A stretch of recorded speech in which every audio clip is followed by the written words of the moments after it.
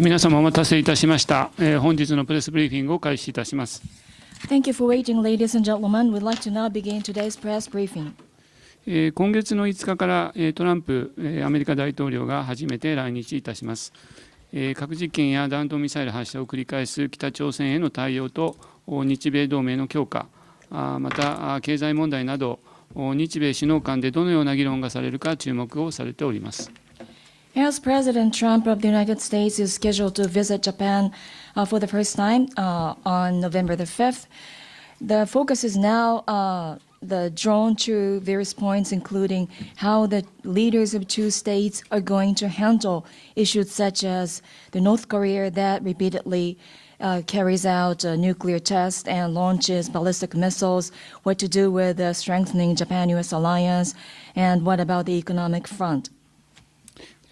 このトランプアメリカ大統領訪日直前のタイミングを捉えまして、本日は慶應大学の中山俊宏先生をお招きし、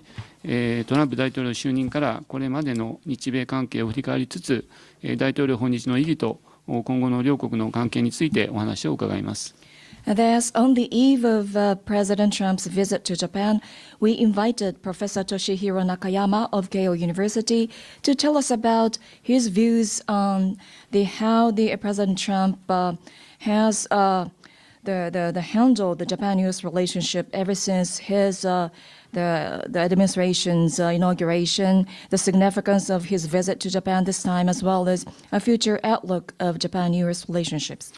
本日の通訳者は株式会社リンガバンクの添田よし子さんです。As an interpreter, we have Yoshiko Soeda of Linga Bank. 皆様には携帯電話をマナーモードにしていただきますようにお願いいたします。And now, before starting the lecture, I'd like to remind you to make sure that your smartphones and handy phones are in a vibration mode. それでは中山先生よろしくお願いいたします。Now, Professor Nakayama, your audience. どうぞよろしくお願いします。慶応大学の中山です。Good morning. My name is Nakayama. I'm from Keio University. いつも私どっちかっていうと期間中みたいにわーっと話すんで、この通訳が入る話っていうのはいまいち得意な方ではないんですけども、なるべく分かりやすくお話しさせていただければと思います。I know that the way of my speaking is like a machine gun talk, and therefore I'm not quite good at giving presentation with consecutive translation, but I will do my best in giving the presentation which could be very clear and understandable to you. 去年確か9月頃だったと思うんですけども、同じようなこれ記者会見というフォーマットなんですか。これはプレスブリーフィングですか。プレスブリーフィングで、去年この場でお話をさせていただきました。I remember I was here last year in September on the occasion of the press briefing on a similar topic. 当然その時はクリントン候補が勝つというふうに断言したんだろうと思うんですけども、そういう意味で言うと全くですね、参考になるような情報を当時提供できなかったということになるかと思います。And as I recall, I think I mentioned clearly that it is going to be the Ms. Clinton that will win the election, and therefore I'd like to remind you that my talk was not carrying much of reference value to you. ただその時どちらが勝ってもそのトランプを生み出した構造っていうのにはきちんと気を止めなければいけないっていうことはお話ししたんだろうと思うんです。で、今我々が直面しているのはこの構造自体がですね、いわばこの前面に出てきて、日米関係に大きな影響を与えようとしているということかと思います。However, whichever the candidate would win, I think I mentioned also that we should be mindful of the structure that has led to the president or the candidate Trump. And therefore, I would say that the structure, the background that led to President Trump is now coming to the fore, affecting Japan-US relationship as well. で全体として見ますとトランプ政権が発足してから、9ヶ月ぐらいですか経とうとしているわけですけども、日本はうまくやってると。もしくは西側先進国の中では一番うまく、もしくは世界で一番うまくトランプ政権と付き合っているというふうに言ってもおそらくいいんだろうと思います。About 9 months have elapsed since inauguration of President Trump, and looking in the Western Hemisphere, or for this matter, I would say globally, I think Japan is the country or the state that is best getting along with President Trump. で昨日もですね東京で富士山会合という日米関係日米同盟を支えているような人たちが、本当に100人を超える規模で集まって日米関係について話し合ったんですけどもトランプ政権とかトランプ大統領っていうことを話さずに日米関係としてきちんとやらなければいけないことを話すそういう雰囲気っていうんでしょうかが出来上がってるんでそういう意味ではこれまで積み上げてきた制度っていうのが、うまく効いてるっていうことは明らかに言えるんだろうと思います。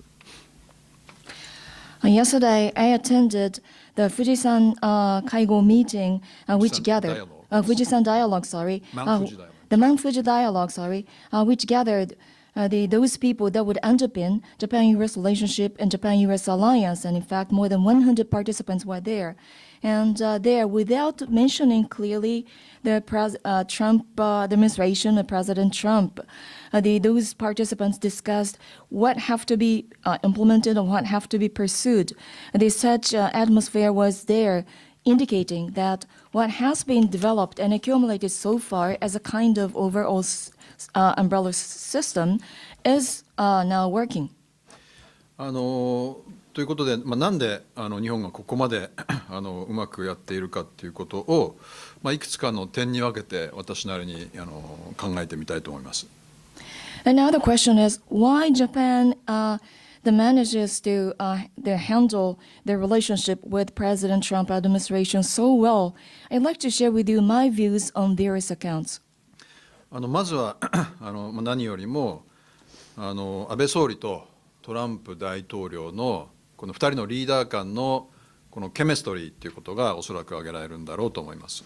First and foremost, I think we can point out the chemistry is working between the top leaders, that is Prime Minister Abe and President Trump.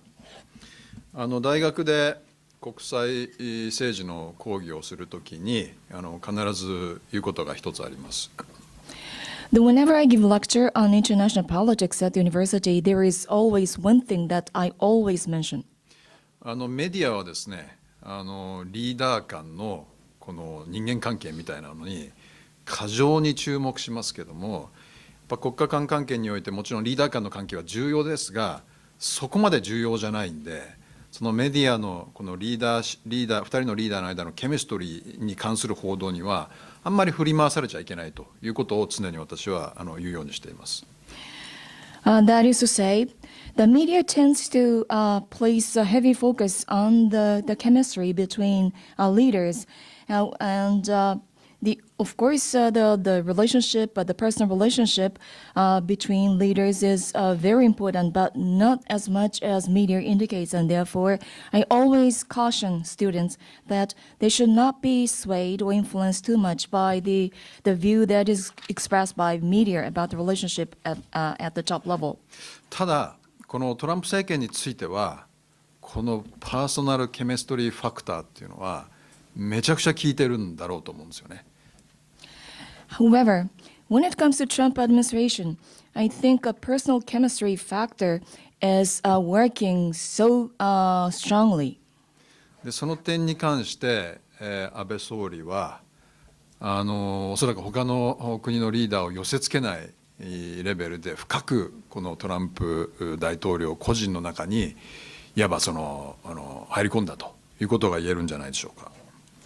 So for that matter, I would say that in the mindset of President Trump, the Prime Minister Abe successfully, firmly positioned himself in the mind of President Trump, which was far stronger than other leaders. まずはご承知のように選挙の後11月に、プレジデントエレクトですね、次期大領としてまだ現職じゃないわけですけども、次期大統領にわざわざ、APEC に行く途中であったとはいえわざわざニューヨークに立ち寄って会いに行ったという、これがまず最初に聞いたんだろうと思います。The first effective the step that he made was about visiting then President-elect Trump in November, right after election. Well, the Prime Minister Abe said that he was on the way to APEC meeting and he dropped at New York, but the visit was very effective. ついで2月に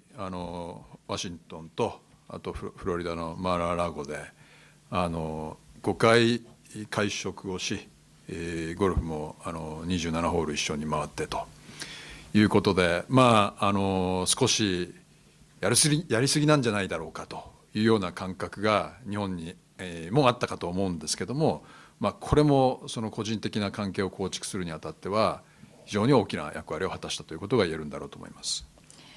Then in February, they met again in Washington, D.C., and then in Florida at Mar-a-Lago, and they dined together on 5 occasions and played 27 holes of golf, and some in Japan viewed it as excessive, the move by the two leaders, but yet the such visit was again very important and influential. 私個人としてはですね、当時トランプ政権のこのリーダーシップの発揮の仕方、それからその国際社会に対する態度について非常にこの大きな懸念を持っている部分もあったんで、安倍総理がそこまで深く食い込んだことについて誇りに思えるかっていうふうに聞かれますと、多分ちょっと躊躇するところはあると思うんですけども、日本のリーダーとして正しいことをやったのかっていうふうに聞かれますと、それはおそらく私は躊躇なく正しいことをやったというふうに答えるんだろうと思います。Personally, because I was somewhat concerned about the way the President Trump demonstrated his leadership and the way he reacted to international community, if I were to be asked about the such a deep relationship that was established by Prime Minister Abe, if I am asked whether I am proud of that, then I would say I'm somewhat reluctant or hesitate to answer that immediately. But if the question is worded as whether it was the right approach as a Japanese leader, then without any hesitation, I would say yes. やはり先ほど、西側先進国の中で一番日本はトランプ政権との関係でいいポジションにあるというふうに申し上げましたけども、ドイツのメルケル首相もしくはフランスのマクロン大統領のトランプ大統領との距離の取り方と比較すると、やっぱり安倍総理のトランプとの距離の取り方っていうのは際立っているということが言えるんだろうと思います。I mentioned earlier that among Western leaders, the Prime Minister Abe is best positioned within the mindset of the Trump administration, and especially when it is compared to the way the Premier Merkel of Germany and President Macron of France are trying to establish a kind of distance vis-a-vis President Trump. I would say that the Prime Minister Abe did such a splendid job in establishing his position. メルケル大統領を見てますと、このアメリカとの関係が重要だということは分かりつつも、どうしても受け入れられないという気持ちがあって、それがもう時々表出してしまうというようなことなんだろうと思います。In the case of Chancellor Merkel, she knows that the relationship with the United States is essential, and yet there are situations where she can no longer accept the way the Trump administration behaves, and therefore such a feeling or emotion sometimes explicitly they come to the fore. マクロン大統領についても似たようなところはあると思うんですけども、もうちょっと自分を抑えてトランプの中にどうにか食い込もうとしつつも、やはり日本と決定的に違うのは反米っていうとちょっと言葉が強すぎるかもしれないですが、アメリカをともすると低く見るというフランスのお家芸があるんで、やっぱり全面的にアメリカの方におもねっていくっていいますか、トランプを無条件に包摂するっていうことがやっぱりちょっと難しいっていうことはマクロン大統領の場合もあって、例えばパリ協定離脱表明後にLet's make our planet great again なんていうことはやっぱりちょっと言いたくなっちゃうっていうところはあると思うんですよね。In the case of President Macron of France, he seems to share the same kind of feeling, and yet he makes at least an effort to control himself and trying to close the distance with the Trump administration. And yet, I would not say the anti-U.S., but traditionally in France, there is a kind of established the approach toward the United States, tending where they tend to look down on the United States. And therefore, that's the decisive difference, I would say, between France and Japan. And therefore, the President Macron cannot include President Trump without any condition, and therefore he can't help stating, like for instance, make the planet great again right after President Trump's declaration to withdraw from Paris Accord. ですから日本にはそういうこのヨーロッパにあるようなこのアメリカに対する不信感、とりわけそのトランプその人に対する不信感みたいなものが比較的弱くというか、高くはなく、その点でこの安倍総理がトランプ大統領のこの懐に飛び込みやすいようなそういう環境が、特にヨーロッパフランスとかドイツと比較した場合にですね、そういうその国民の側のその意識の違いでこのトランプを包摂することに対する国内的な抵抗が相対的に少ないということはおそらく言えるんだろうと思います。Compared to Europe, where there is the kind of deep-rooted distrust toward the United States, or especially toward President Trump personally, compared to that, I would say that such emotion is not that strong here in Japan, and therefore, against such a backdrop, Prime Minister Abe finds it rather easier to embrace President Trump compared to the pervasive feeling among the national toward the United States and President Trump in Germany and France. And therefore, I would say that because of lower or weaker resistance among the people in Japan, the Prime Minister Abe found it easier to establish such a good relationship with him, with Trump. で特にその気になるのがそのアメリカ国内のトランプ大統領のこのリーダーシップの形ですね。ともするとこの対立を煽ったりですとか、そこにこの人種的な要素をこのあえてこの放り込んだりですとか、そういうこのリーダーシップの在り方に対する懸念っていうのがヨーロッパでは非常に強く持たれているという感じがします。それはアメリカの対外的な行動とはちょっと別の次元でのトランプ政権に対する不信感みたいなものをヨーロッパでは構成しているということが言えるんだろうと思います。And what concerns me is on the domestic front within the United States. The way the President Trump exercises or demonstrates his leadership in intentionally inculcating division or confrontation or trying to include a kind of a racism factor in that, the way he acts or behaves seems to generate concern among Western countries. And I'm talking about the domestic front aside from international front. で日本ではそのことに対する懸念っていうのが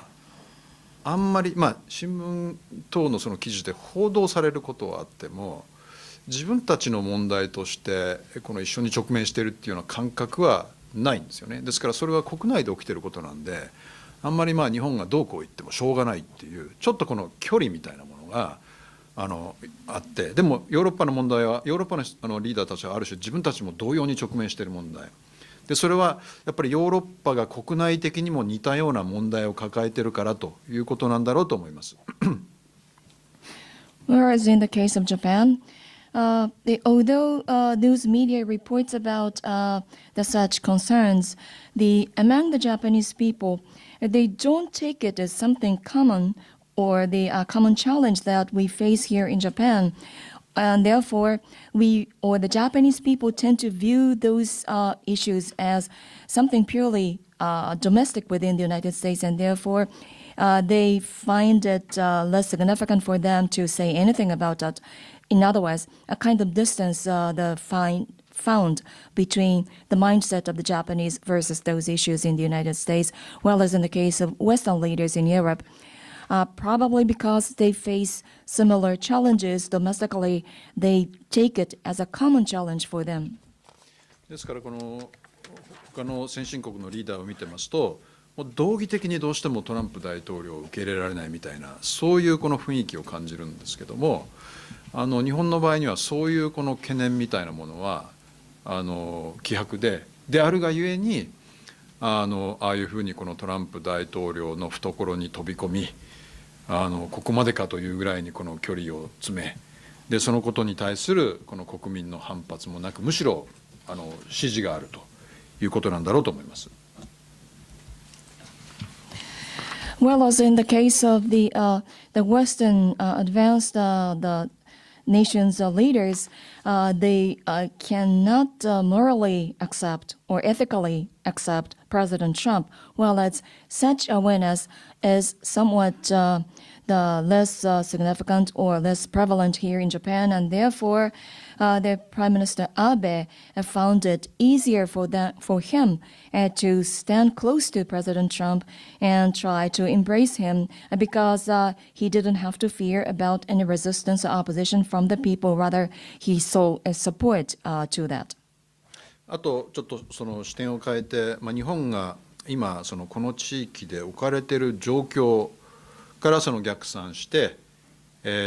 見るとどういうことが言えるかという話をしたいと思います。Now, I'd like to somewhat change the gear and talk about what we see as the situation that surrounds Japan, and based upon that, I'd like to do a kind of back calculation. もちろんこの地域にはいろんな問題があるわけですけども、今目の前にある危機としては当然北朝鮮の核の問題というのがございますし、それから長期的で、実はこっちの方がより大きな問題になるんだろうと思いますけども、中国がやっぱりどのようにこれから大国として台頭していくのか、それがこの地域にどういう影響を及ぼすのか、そして大きくなった中国が日本との関係をどういうふうに考えているのかということに対する不安ですね。でやっぱりこれは必ず悪い方向に行くというふうに決まっているわけではないですが、今起きていることを全部合算していくと、やっぱり極めて不確実性が高い。日本にとって非常に不安な状況が発生する可能性が高いという、そういうなんていうんでしょうか、状況認識が日本にはあるんだろうと思います。This region, this part of the world is fraught with many issues and challenges. And the most clear and present danger, of course, has to do with the nuclear armed North Korea. And what could be more significant for Japan would be, in the medium to long-term basis, how China would emerge as the major the power in the world, and what would be the impact as a result to this region, and how such a major power in the world would view the relationship with Japan. And this could cause a kind of anxieties and concerns. And of course, we don't have to be irrationally pessimistic about everything, but when we try to combine everything, every factors together, and then I have to say that somewhat uncertainties are quite high and volatility is quite high. Therefore, it is highly likely that the somewhat unstable the circumstances, the situation could emerge. で中国の台頭の仕方について不確実性がどうしても伴うということに関して、じゃあどういう方向にこの中国が台頭していくのかっていうことを考えたときに、やっぱりこの地域ではもはや中国の台頭というのを外からシェイプすることはできないっていう感覚がやっぱり非常に強く今持たれつつあるんだろうと思います。And I mentioned earlier that the emergence of China as a major power of the world is viewed with the high level of uncertainties, and therefore how the China is going to actually develop itself as the major power in this region. And now the prevalent view in this region is that we can now no longer shape externally the way China would emerge. でもしそのシェイプできないならばもうアダプトしてしまえというふうに考えている国がこの地域には少なからずいるんだろうと思います。個別の問題ではですね中国とこの対立するということを選びつつも大きなこの秩序とかそういうレベルではもはや中国の台頭をシェイプできないのでうまくアダプトするしかないというふうに考えている国はこのアジア太平洋地域には結構今多いということが言えるんだろうと思います。And if it is not possible to externally exercise influence to shape China, then I would say that in this the region there are rather many, the not limited number of countries that choose to adapt the way the China would develop. Although many of them do have some issues against China, and they might choose to confront against China on specific issues, when it comes to the more significant the region-wide issue like the general order or global order in this region, when we can no longer shape the way the China would exercise its influence, then in this Asia-Pacific region, I would say, quite a few countries choose to adapt to the way China develops. ただそういう中で日本は、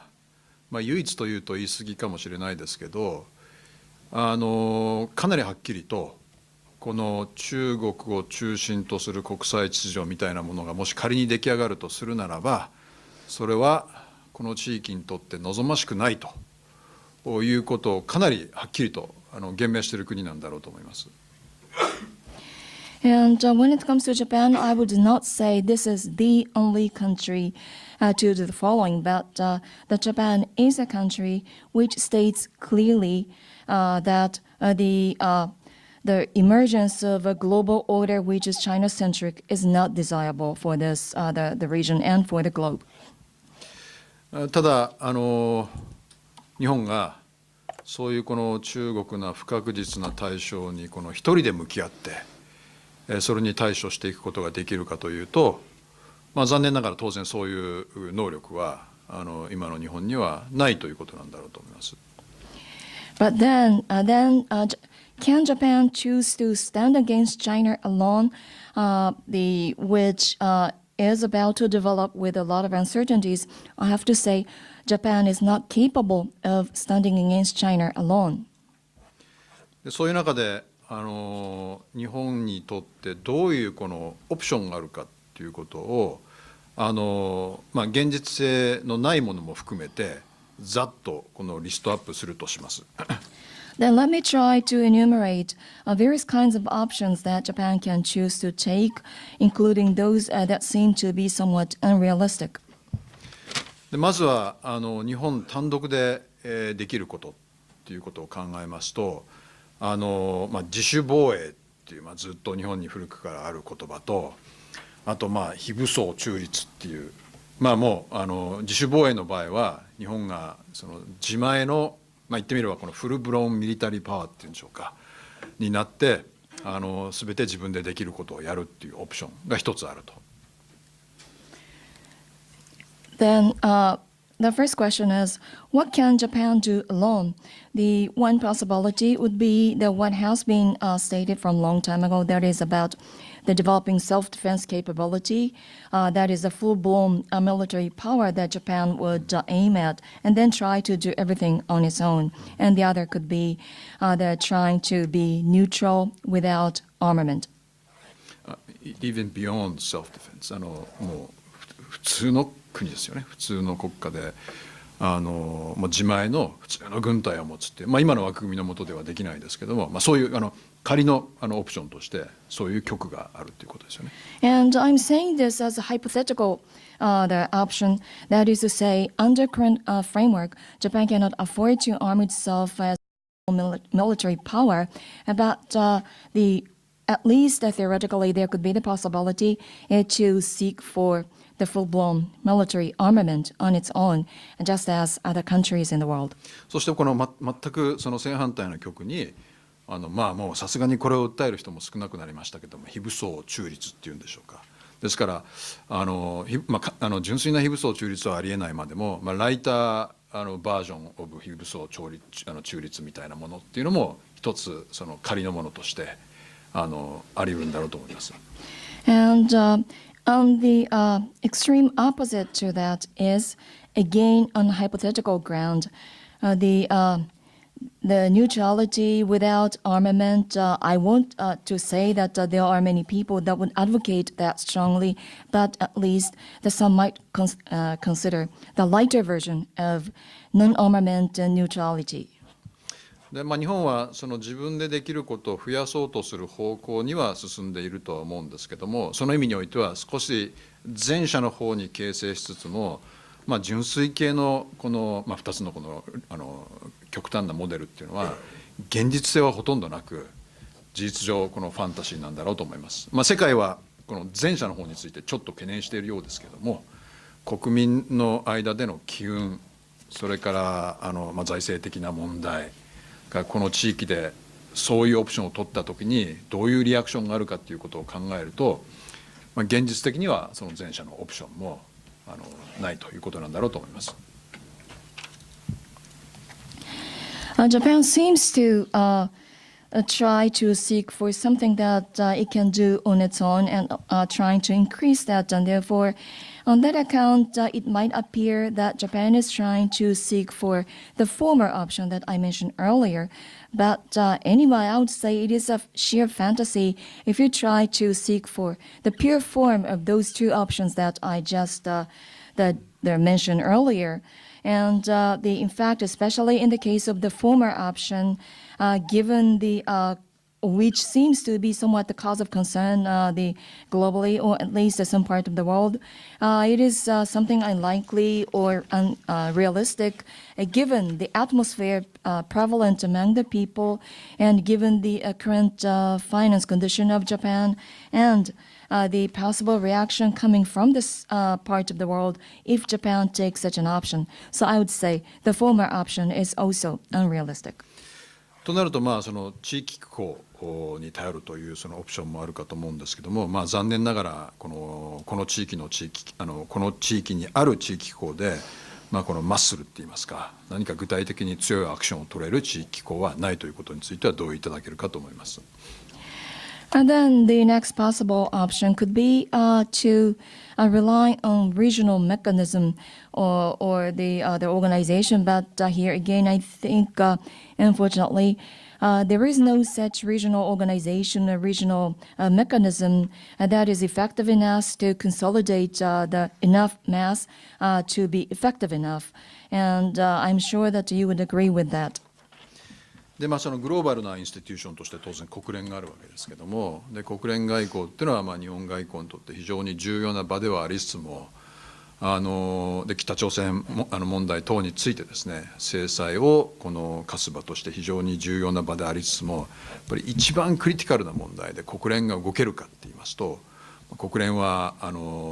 そういう場面においては必ずしも効率がいい機関ではないですし、なんといっても常任理事国として中国がいるということがネックになってくるんだろうと思います。And then turning our eyes to global institutions, then comes United Nations, and for Japan, of course, diplomacy and the fora of United Nations is of the extreme importance, for instance, in deciding on the sanctions against North Korea. However, when it comes to the really critical issue or the challenge for the world, whether the United Nations are effective enough in taking any actions, then I have to say it is not, especially when we consider the P5 and China among them, that could be the bottleneck.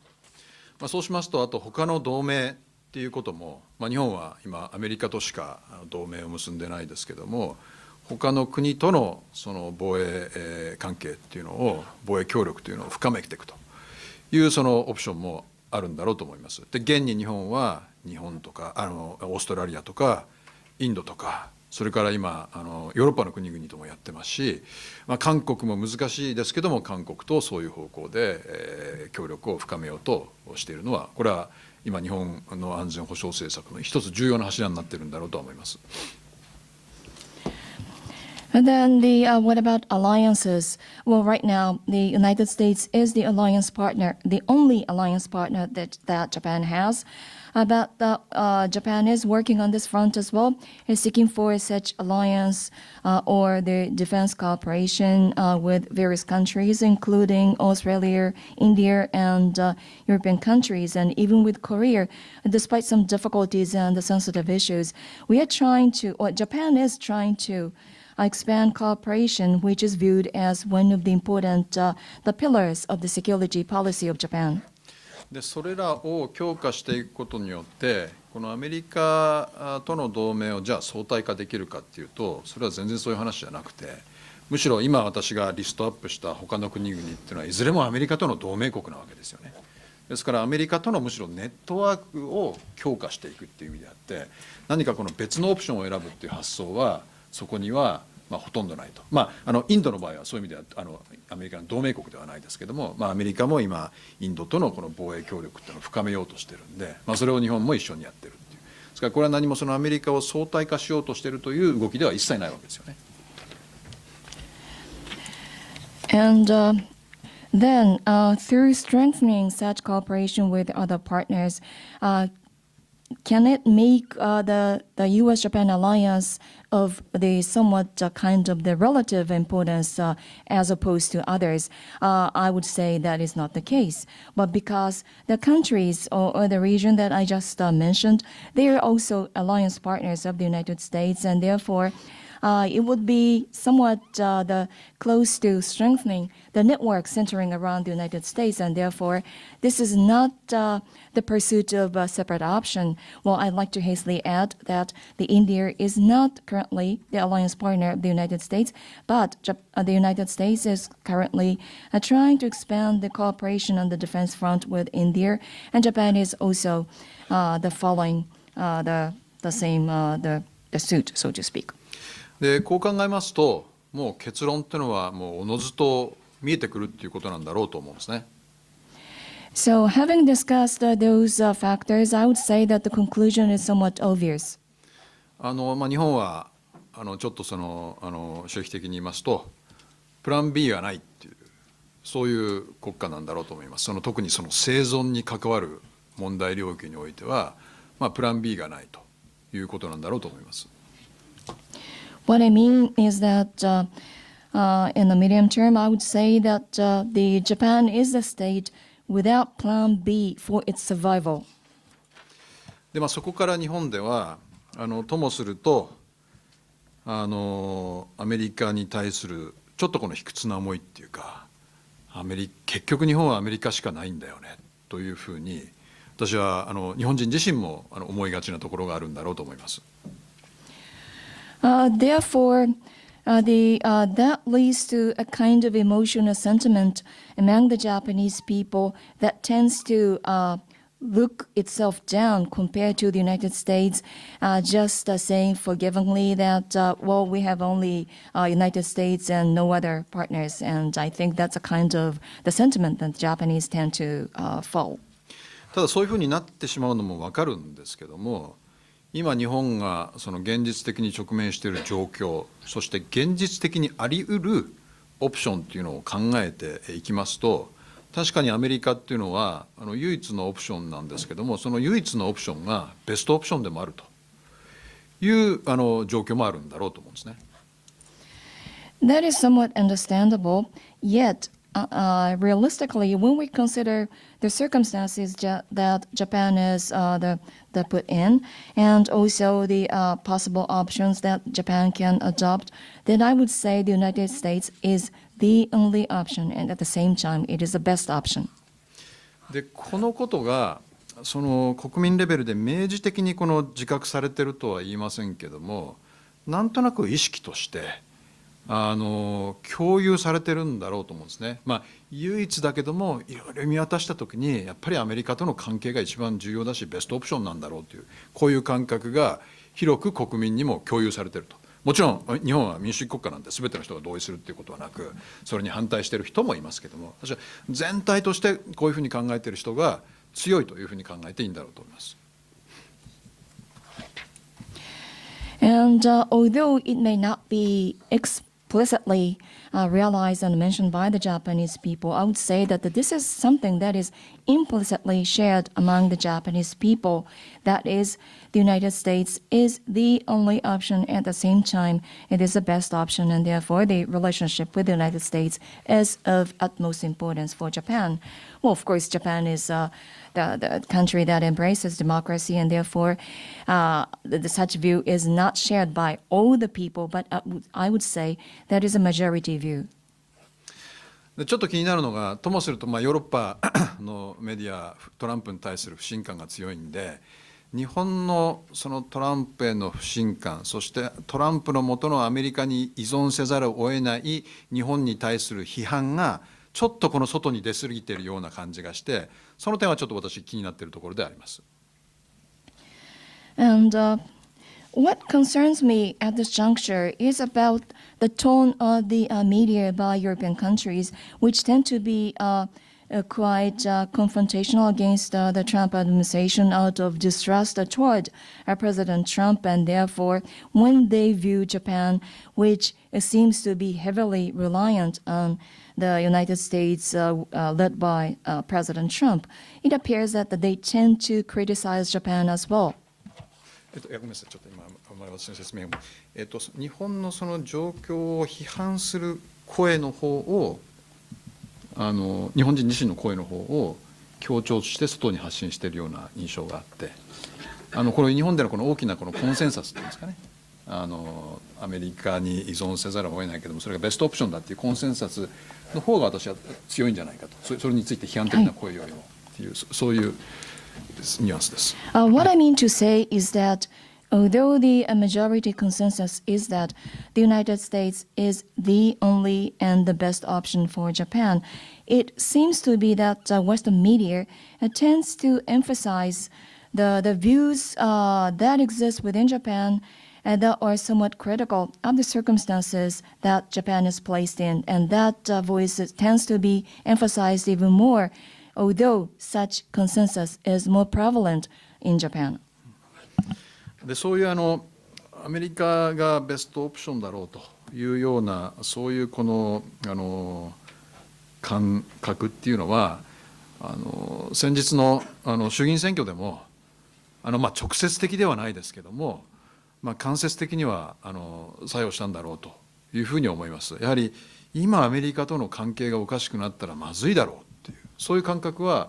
有権者の側にかなりはっきりあったのかなという感じがします。それは当然安倍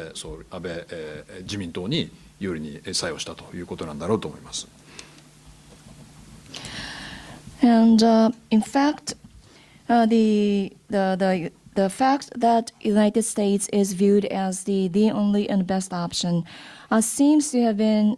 expressed somewhat indirectly in the outcome of the recent lower house election, although it was not manifested directly. That is to say, voters decided in casting their vote that if the relationship vis-a-vis the United States becomes somewhat strained, then that would not be good for Japan as well. Out of such consideration, voters casted their vote, which worked in favor of LDP and Prime Minister Abe. ですから、その今まで私がお話ししてきたことをなんとなく総合しますと、日本はその国としてはそれ多分国民も含めてっていうことなんだろうと思うんですけども、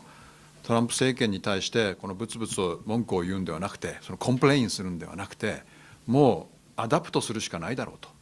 でアダプトするんだったらもう思いっきり懐に飛び込もうというこの居直りみたいなものが日本にはおそらくあるんだろうと思います。So, as a kind of a wrap up of what I have mentioned so far, for Japan as a state and also for the Japanese,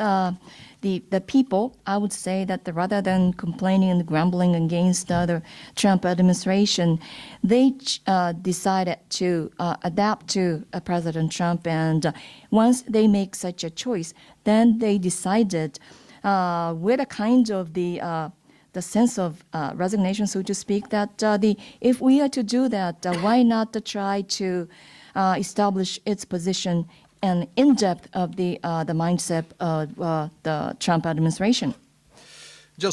あもうすべてが OK かというと、それは当然そんなことはなくて、よくぞここまで押し返したと、選挙中にトランプ候補が日本に関して言ってたことを思い起こすと、よくここまで押し返したと。ですけどもやっぱり常に、今のところ大丈夫だっていうことで、明日明後日もしくは30分後なんか突然ツイートが出てくるかもしれないです、ないと思いますが、やっぱりこういう構造的なこの不確実性みたいなものについてはやっぱりこの日本も大きな不安を感じているということは言えるんだろうと思います。So, they having said that, then is everything okay for Japan? Can we be complacent? I would say no. When we look back, what candidate Trump was the saying during his campaign, I would say that Japan have come this far in trying to push back its position and stand against the Trump administration. And so for now, the situation is okay, I would say. But we never know, half an hour from now or today or tomorrow maybe, the President Trump may tweet something different. Well, we never know, but I would say that therefore there is a sense of concern and anxiety about this kind of structural uncertainties. で確かにこの東アジアトランプ政権の東アジア政策を見ていきますと、壊滅的なことっていうのは何もしてないんですよね。TPP から離脱したっていうのは日本からしてみると相当大きなことでしたけども、あれは政権発足2日後ぐらいですか、もうとにかくトランプ政権のノリに乗ってた時にやったことなんで、あれは選挙中の約束だったんでやむを得ないとは思うんですけども、他に何か決定的なことをやったかっていうと、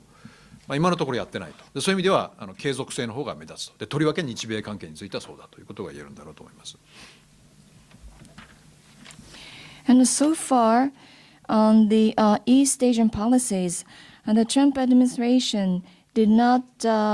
go to the extent of doing something devastating. Well, of course, the declaration of withdrawal from TPP, that was a heavy setback for Japan. I think that was about 2 days after his election. He was at the hype, so to speak, right after the victory. And in fact, that was something that he committed during the campaign. Therefore,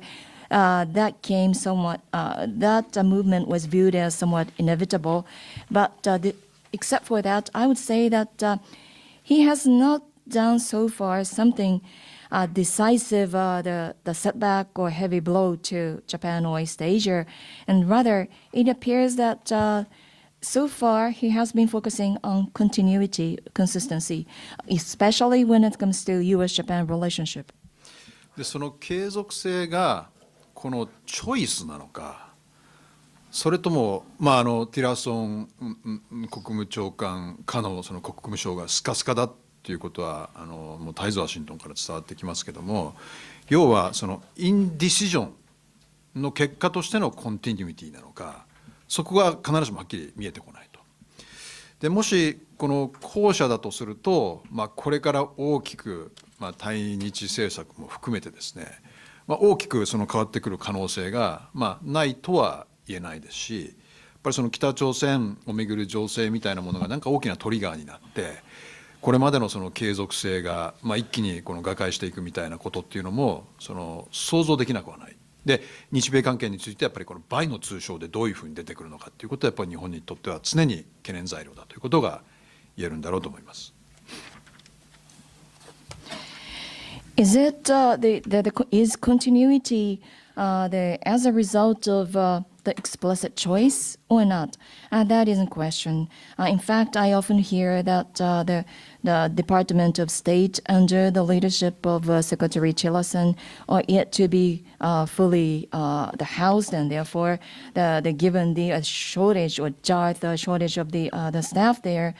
is it the result of the intentional choice or indecision? That's yet to be seen. And if it is the result of indecision, then there is a possibility that the U.S. Policy toward Japan could make a major transformation. And it is possible that the situation or development in North Korea could be a trigger in the toppling, the continuity that has been so far maintained between Japan and the United States, and also the bilateral trade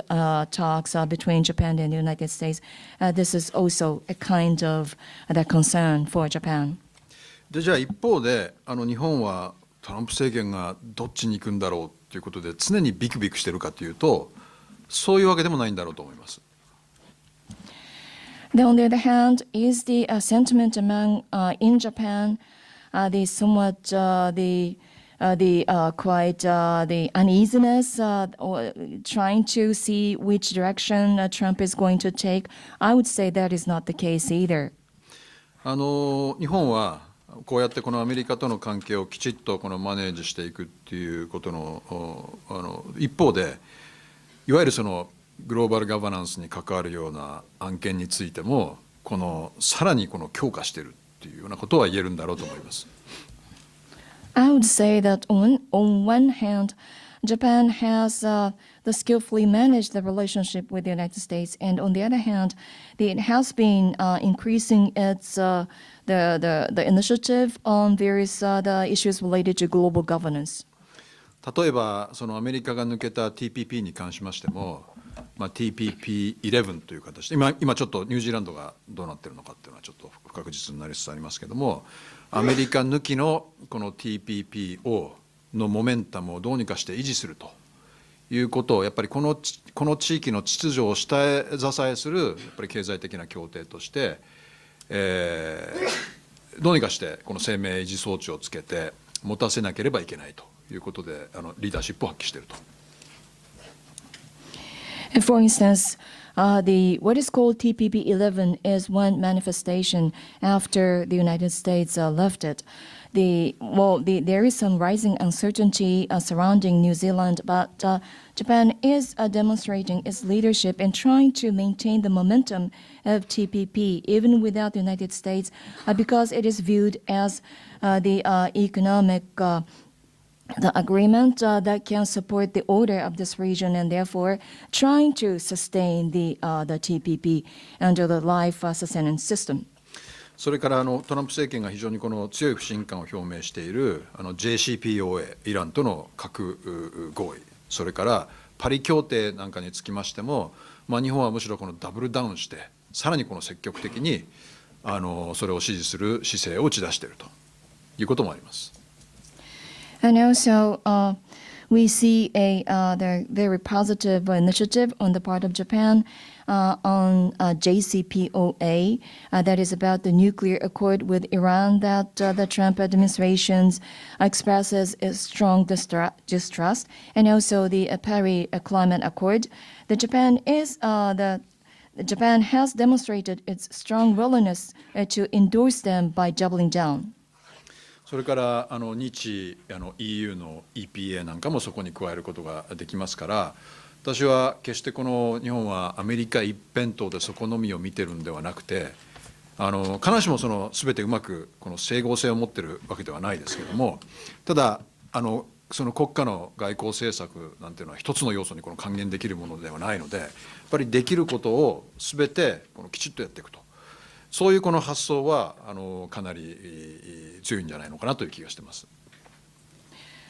And also, Japan is working on the Japan-EU EPA, and therefore, those all initiatives show that for Japan, United States is not the only the partner that Japan is trying to work with, and rather, although there may be some inconsistencies among different the efforts and exercises, I would also add that when it comes to diplomatic policies, we can't reduce it down to only the one factor. Therefore, rather, Japan is trying to take every possible initiative and move to work on those different fronts. ですから皮肉と言いますかあまりこういう言い方をするとはトランプ政権が発足した時に自分自身は想像してはなかったんですけども、全体としてこのトランプ政権下のこの日本外交ということを考えますと、リアリズムが貫徹していて、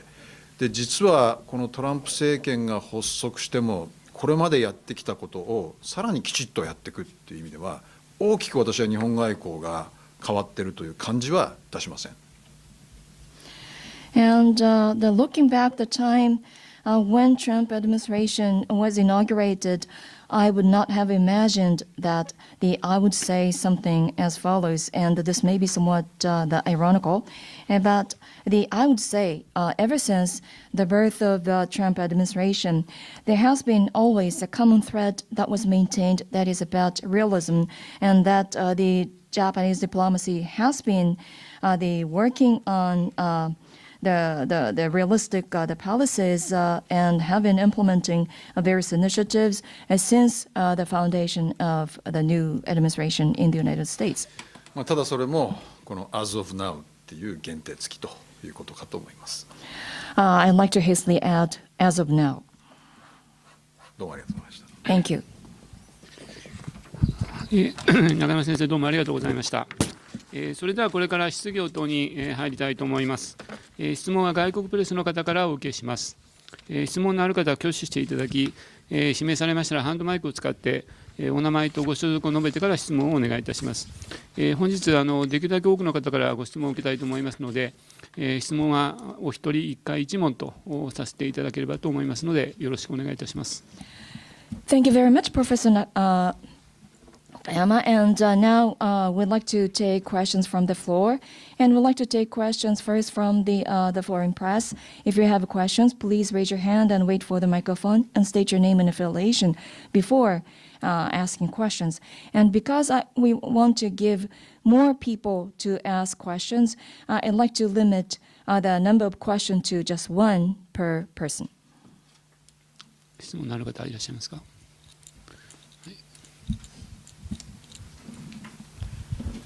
ジェーンズ・ディフェンスウィークの高橋康介と申します。現在日本の置かれている東アジアでの状況を考えれば日本がトランプ政権とうまくやっていくっていうのはすごい分かるんですが、安倍さんの場合個人的な野望としてパーソナルアンビションとして日本ってアメリカのとうまく関係やってる政権っていつも長生きするじゃないですか。戦後だと佐藤茂さん、佐藤栄作、吉田茂、中曽根さん、小泉さん、そして安倍さんと。でこのままいくと安倍さん2011年の秋まで、政権続けることになって、結局安倍さんはその自分の延命のこともあってその犠牲としてそのずっと言ってきた戦後レジームの脱却っていうのはちょっとこのところ全然言わなくなってアメリカに割と、ちょっと言葉悪いですけど追従するような姿勢、武器とかでもF35 でも42機2兆2000億円も買うようなことを決めたりとかして、なんかその辺がちょっと、行き過ぎじゃないか、個人的な野望のためにちょっと犠牲にしてんじゃないかっていう懸念があるんですけど、その辺どうでしょうか。It is understandable that Japan tries to get along with the United States led by Trump administration given the circumstances of East Asia. However, it appears to me that also there is another motivation that is the personal ambition of Prime Minister Abe, because historically those administrations of prime ministers that had good relationship with the United States survived, like the Prime Minister Sato, Prime Minister Yoshida, Nakasone, and Koizumi. And it is likely that the Prime Minister Abe can maintain his administration up to autumn 2021 if no surprise would break out. And therefore, to achieve his personal ambition, it appears that Prime Minister Abe discarded or gave up about his original ambition of trying to put behind the post-war regime, which used to be in his priority policy, and tried to seek for favor from the United States, for instance, buying the 2.2 trillion yen worth of the F-35s from the United States. And it seems to me that it is somewhat too much or excessive. And what can you say? ご質問ありがとうございます。私は安倍総理のそういう戦後レジームの脱却とかっていうのをアイデンティティアジェンダっていうふうに呼んでるんですけども、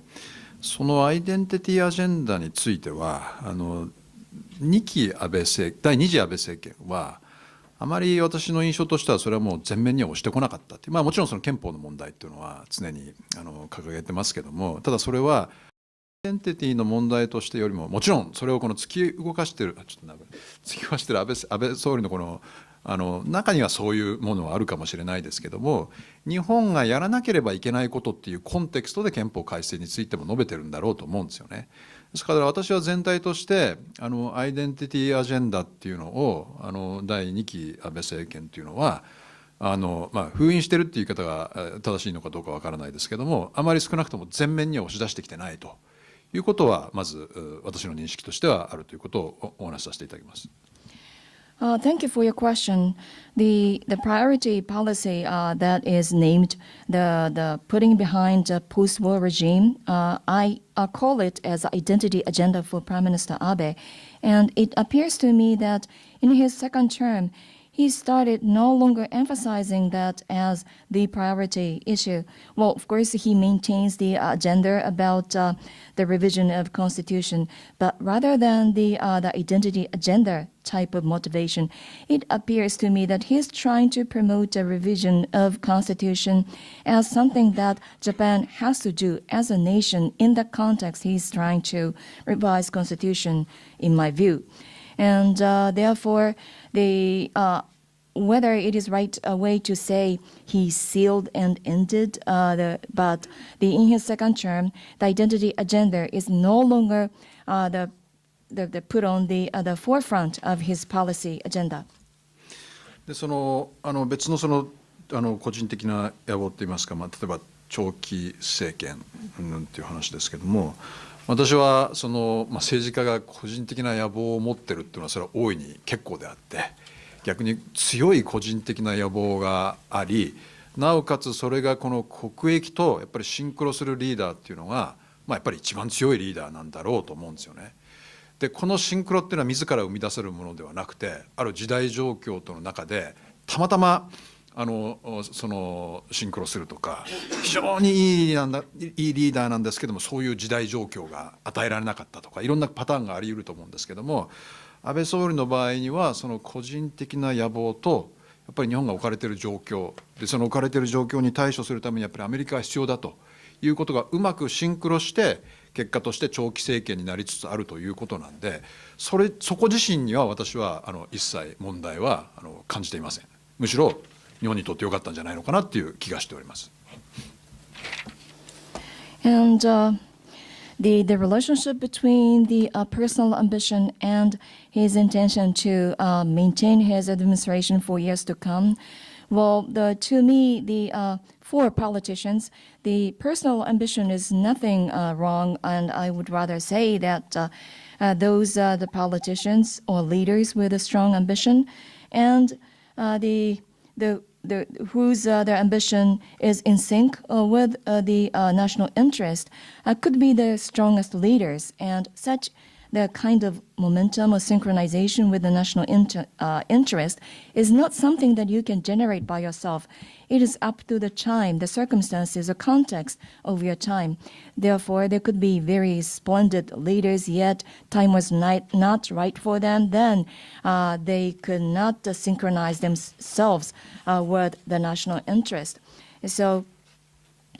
when we consider the personal ambition of Prime Minister Abe and the circumstances of Japan and the need of United States for Japan, when those factors are combined, then I don't see any problems even when his administration survived for many years. But rather, I would say that there was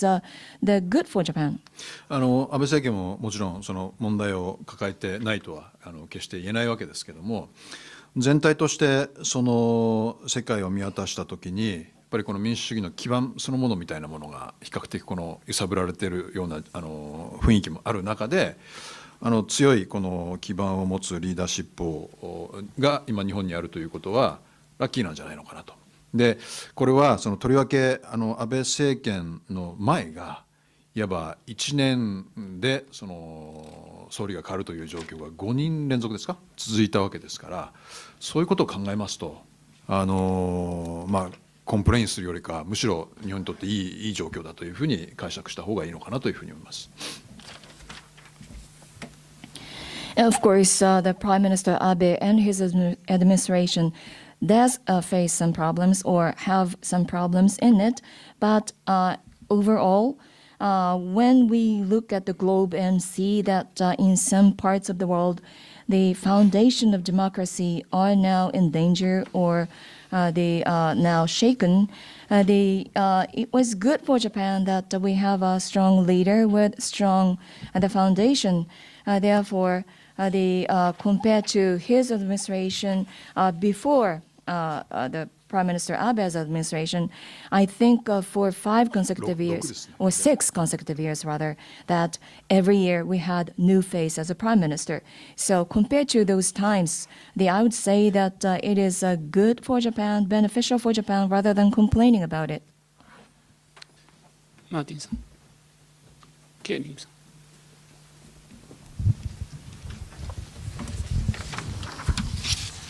Martin Kölling with the German financial daily Handelsblatt. I would like to ask about your view, what will be on the agenda of these talks? What will be the main points, especially what role will North Korea play? And what is the Japanese position regarding North Korea? There are talks about increasing risk of war, of discussions in the United States to launch some kind of attack in some circumstances, maybe not a full-blown war, but maybe try something. So where does Japan stand, and would Japan stand with the United States in this case as well? So this is specifically U.S.-Japan. Yes, U.S.-Japan. すいません、ちょっと訳してもよろしいでしょうか。この日米首脳会談において、その中で主要な議題となってくるものをどのように見ていらっしゃいますか。特に北朝鮮の問題に関して日本の立場はどうなっているんでしょうか。今、戦争の危機が高まっているとも言われている中で、何らかの状況によってはアメリカが全面戦争とは言わなくても攻撃をかけるかもしれないということが言われている中で、日本はその北朝鮮の情勢についてどう見ていて、そしてまた対アメリカということに関しては、この問題については日本はどのように位置づけられるんでしょうか。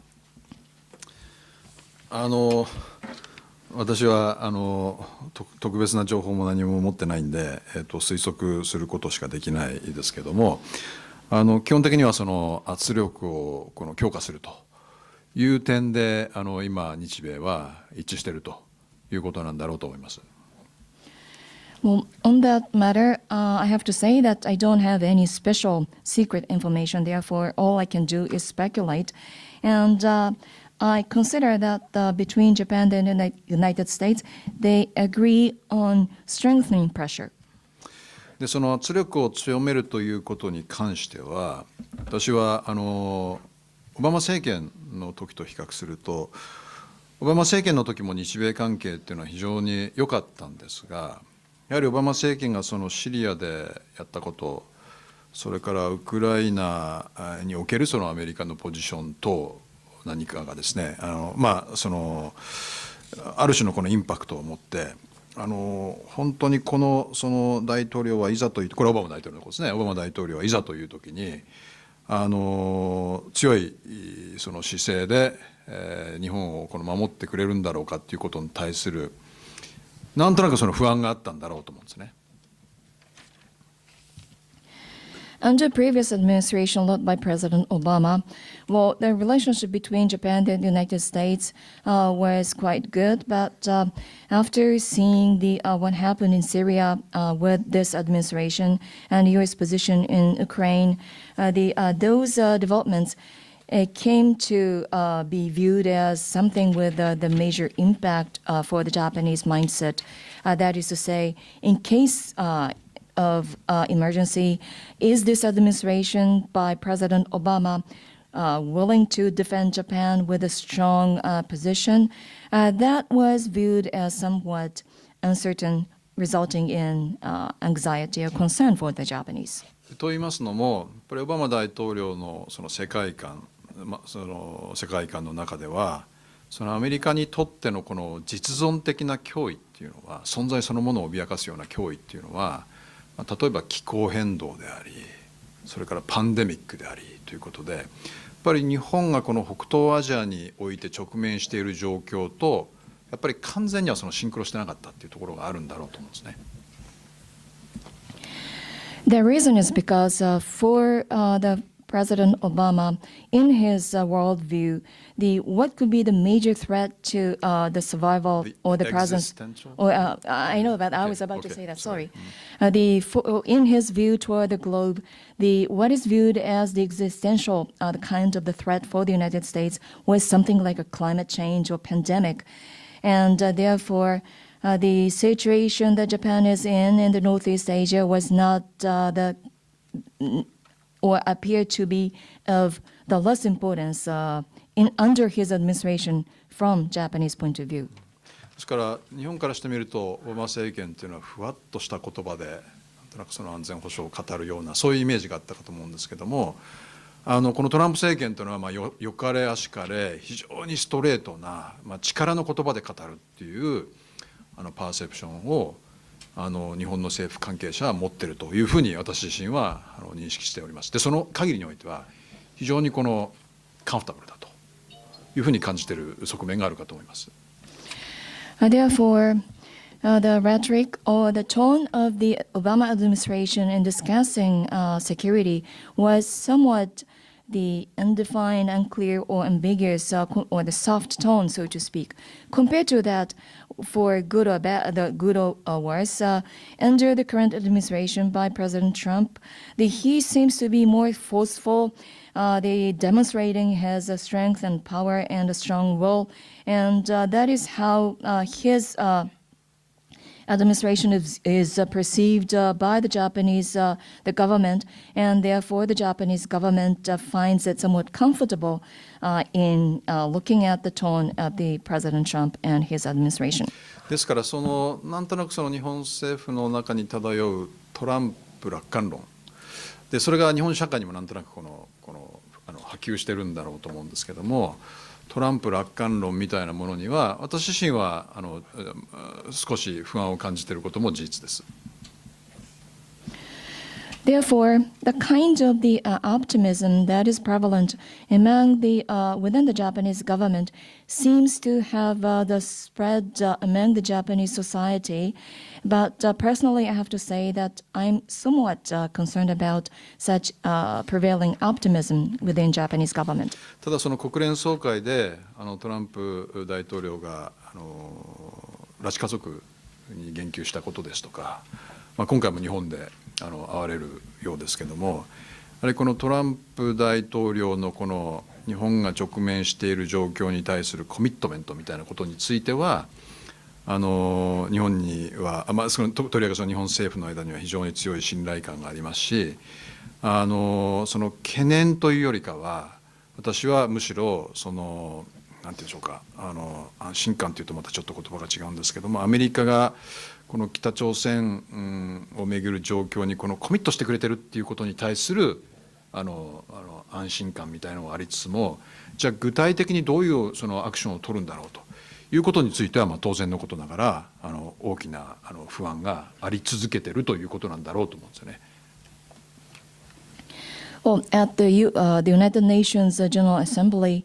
President Trump delivered his speech in which he referred to the plight of the abduction and abductees and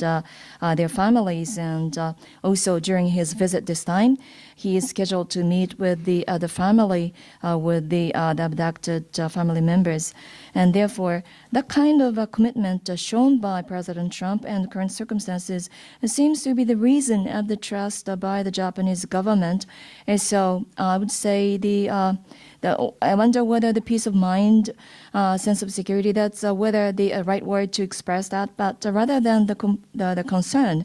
as such kind of peace of mind seems to be prevalent within the Japanese government. But when it comes to specifics and in concrete terms, what are going to be done or implemented, that seems to be the cause of growing anxiety. ちょっと答えがなくなってるんでもうやめますけども、全面的なその攻撃の可能性はそれが引き起こす被害っていうことを考えますと、トランプ政権もそんなに簡単にはそちらには踏み込むことはできないだろうという見方は強いかと思うんですけども、ただそのピンポイントのその外科手術的な攻撃みたいなことについてはこれは十分にあり得ると。でそういう場合には前広に事前にやはり日本と情報を共有してもらいたいと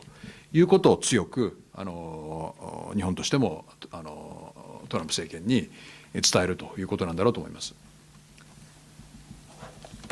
And sorry for a long answer to the question. Well, as to the possibility of the full-blown war, given the possible ensuing damage as a result, I'm sure that the President Trump would not make such a decision easily or readily, but at least there could be some kind of a pinpoint surgery attack that is possible. In such a case, the Japanese government should strongly urge its counterpart to share such an information in case such is planned with Japan well ahead of time. 他に質問のある方、そちらの男性の方。ロイター通信の久保です。今日はありがとうございました。今のお答えの中でサージカルストライクは十分にあり得るというお話でしたけれども、先生この、北朝鮮問題のですね、行方をどう見通していらっしゃるのかと。で5日から来日アジアを歴訪するトランプ大統領は日本や韓国、また特に中国と今回どのような話をすると予想されてますでしょうか。Well, you mentioned during your answer that a surgical strike could be possible, and if that's the case, what is your view on the speculation about the outlook of the development in North Korea? And as President Trump starts his visit in Asian countries starting on November the 5th, what kind of the talks would be on the agenda with Japan, Korea, and especially with China? アメリカがどういう落としどころを考えているのかっていうことですけども、やはり今一番気になるのはきちっとしたそのトランプ政権としてのアジア太平洋政策でさらに北朝鮮政策みたいなものが多分デザインされてないっていうことなんだろうと思うんですよね。でそれは国務省がその人が埋まってないっていうこともありますけども、やっぱり状況にむしろ反応してるっていう側面が非常に強くて、状況を形成しているっていう段階にはとても至ってないと。でその空白を埋めるために中国からの圧力ということで今やってるわけですけども、それがどこまで本当に効いてくるのかっていうことに関するエバリエーションというのも政権の中にははっきりないんだろうと思います。ただこれまできちっとその北朝鮮政策を組み上げてきたこれまでの政権も、オバマの場合にはその戦略的忍耐ということであまりやりませんでしたけども、結局何もなかったんで、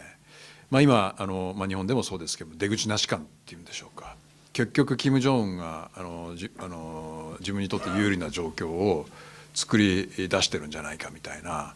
ある種のこの諦めがあると思うんですけども、やっぱり日本としてはその北朝鮮の核というものが認められるような形で体制が存続するっていうことはそれは受け入れられないわけですから、そこはやっぱりきちっとアメリカに伝えていくということが基本姿勢になるんだろうと思うんですよね。アメリカでもそのフリーズみたいな議論が今時々出つつあるんで、政権の中ではいないですけども、そういう議論が大きくなっていかないようにするということが日本からするとすみません、大事なんじゃないのかなという感じがします。What kind of consequences or outcome does this administration expect out of his visit? Well, the problem is, under his administration, the grand design of the well-defined Asia-Pacific policies and policies in North Korea are yet to be formulated. That is partly because of understaffed Department of State. Therefore, so far, the administration had no other way but to react to the circumstances or conditions that would arise, and they could fail to take an initiative or leadership in shaping the circumstances. And because of the vacuum as a result, they turned to China to fill in the vacuum with the pressure from China.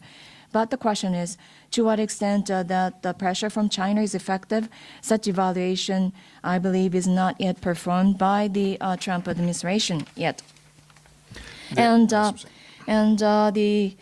By looking back the past administrations on their policies on North Korea, well, in the case of President Obama, he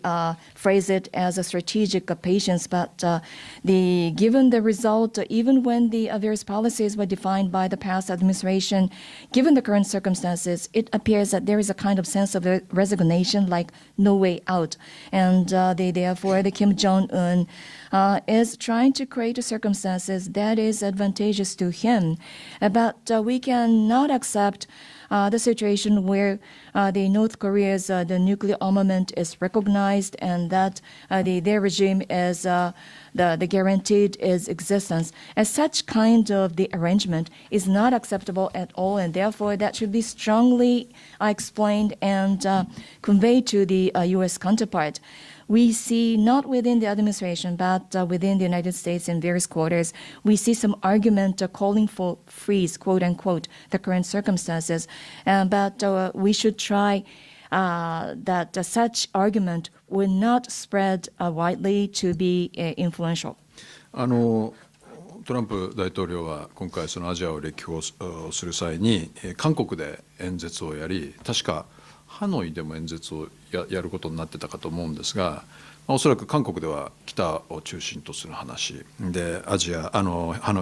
ベトナムではアジア全域に関する多分おそらく話をするんだろうと思われます。すみません、韓国では何を中心に？北の問題を中心に。北の問題、はい。And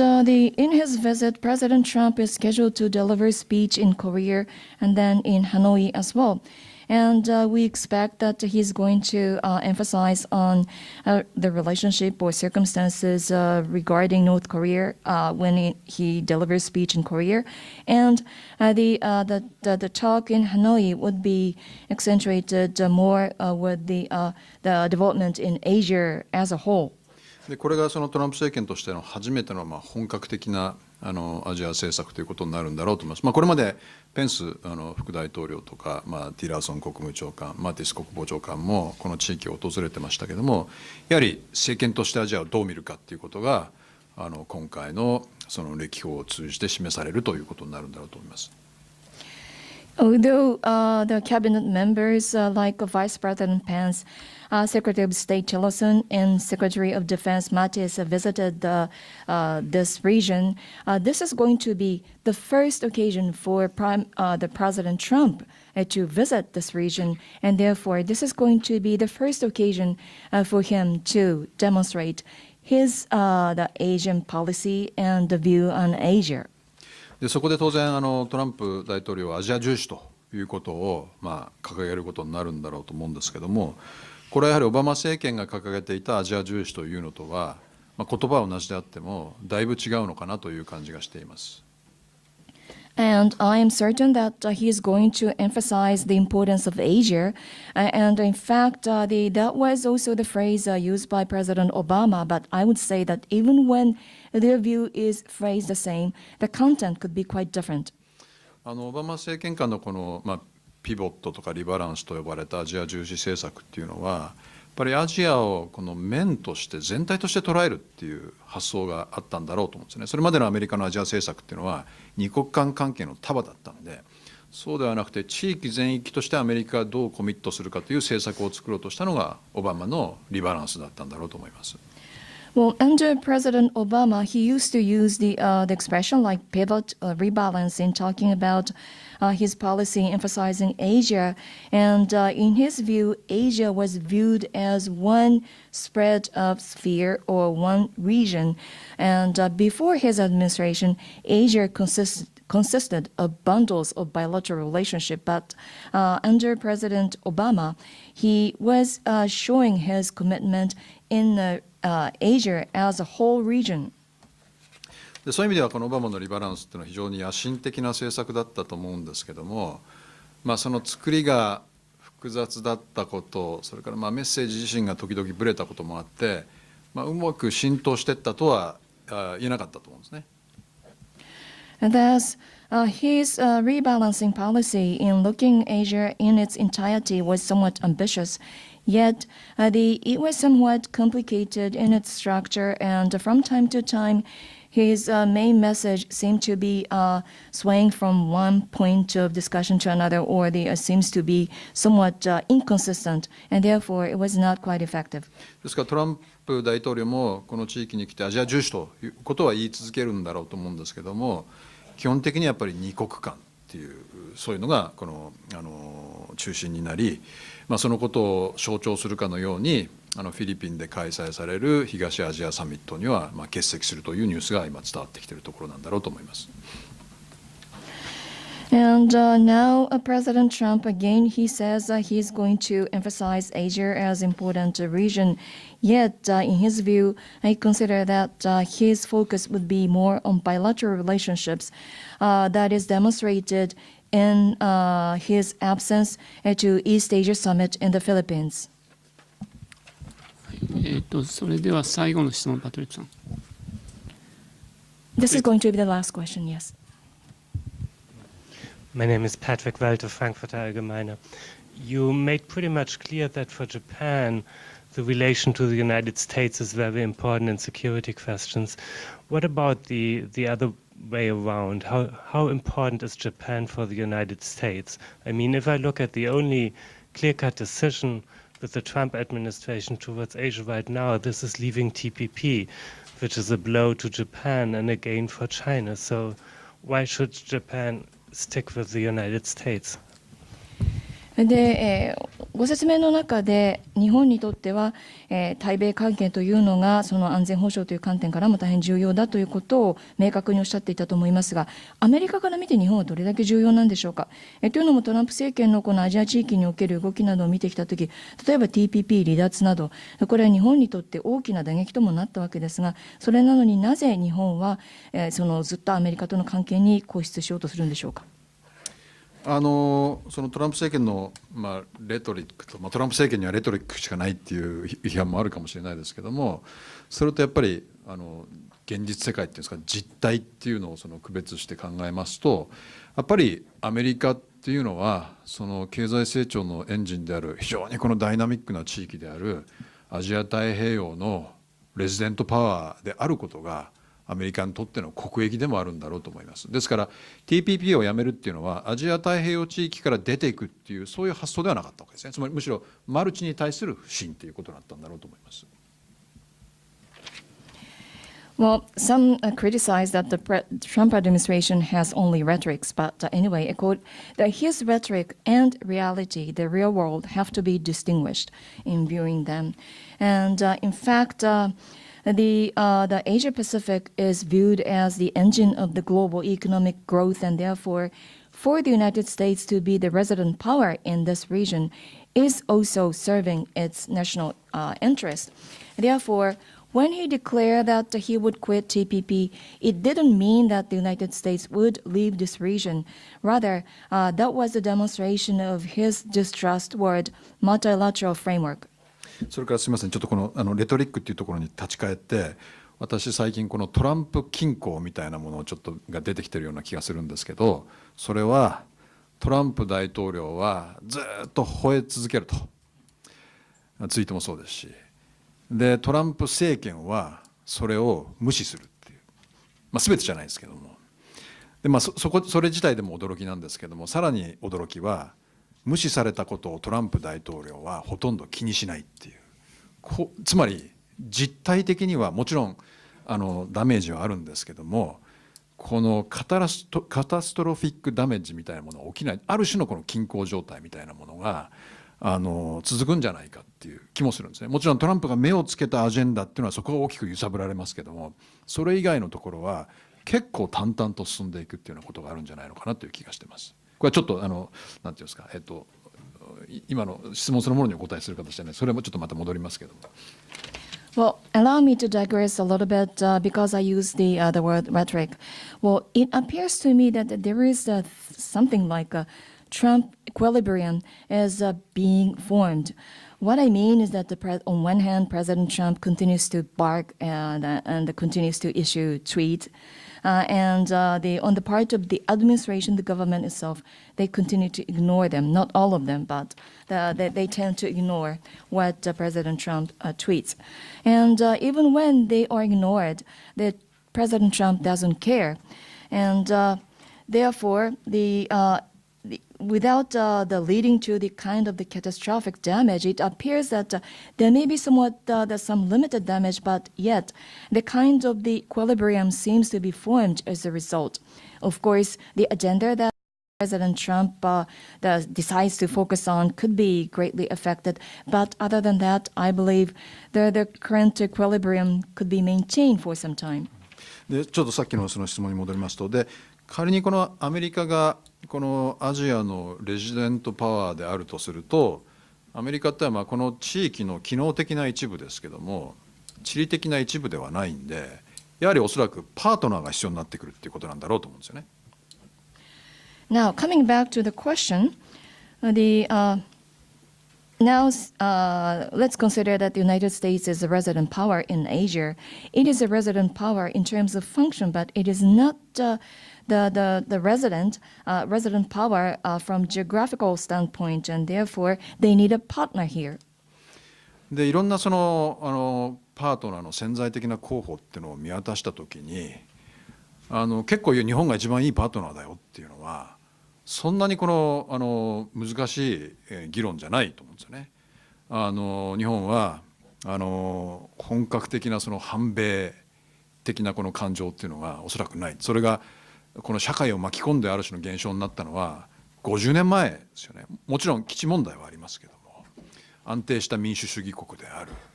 それから市場経済を共有する、価値も完全な相似形ではないですけども、基本的にはアメリカとの価値観を共有する、同盟も長い間管理している、しかもその同盟は冷戦後の状況にバージョンアップしているっていう。で周りを見ますと、例えばフィリピンとか、韓国も時にアメリカとの関係において非常に難しいですし、最前線に立つっていうことにもなりますし、アメリカのアジア太平洋におけるこのプレゼンスを全面的にホストするっていうよりか、やっぱり北朝鮮情勢に対処するプレゼンスなんだと思うんですよね。でそういうことを考えてみますと、日本をアメリカに対して売り込むっていうのはそんなに難しいことじゃなくて、むしろアメリカも日本を実は必要としてるっていうことは結構その無理な議論じゃなくてですね、すんなりこのアメリカを説得することができる。アメリカ自身もそれを強く感じているということは言えるんだろうと。国民レベルで感じているかというとそうじゃないですけども、少なくともこの地域を見ているプロたちはそれを知っているということですよね。And Now, looking around this region and trying to identify which could be the potential partners for the United States, I don't think it is not difficult to recommend Japan as the best partner among various potential partners, because there is no strong anti-U.S. The sentiment within Japan. Well, there used to be some strong the anti-U.S. The emotion 50 years ago. And aside from some issues related to U.S. bases here, well, Japan is a country that embraces the stable democracy, and it is the state of the market economy. And although it is not the completely identical, we more or less share the common value systems, and also the alliance, the relationship has been maintained and managed for many years, and especially in the post-Cold War era, it has been upgraded to the new version. Now, in the case of other partners for the United States, countries like the Philippines, there are some issues, and also in the case of Korea, well, they have some difficult issues as well, and also they are standing on the forefront vis-a-vis North Korea, and therefore their position and its importance is viewed more in the context of the North Korea. And therefore, for Japan to convince the United States of its importance as a partner is not a difficult task at all. That is because the United States also need Japan. And it is quite logical and easy to convince U.S. counterpart, and that's actually the feeling shared with the United States. Well, I will not say that that's a kind of emotion shared by the citizens level, but at least the professionals, the experts who know the region and the topics related to it know that. はい、それではお時間過ぎておりますので、本日のブリーフィングはこれで終了とさせていただきます。中山先生、どうもありがとうございました。Well, time is up. With this, we'd like to conclude today's press briefing. Thank you very much, Professor Nakayama, once again. Thank you.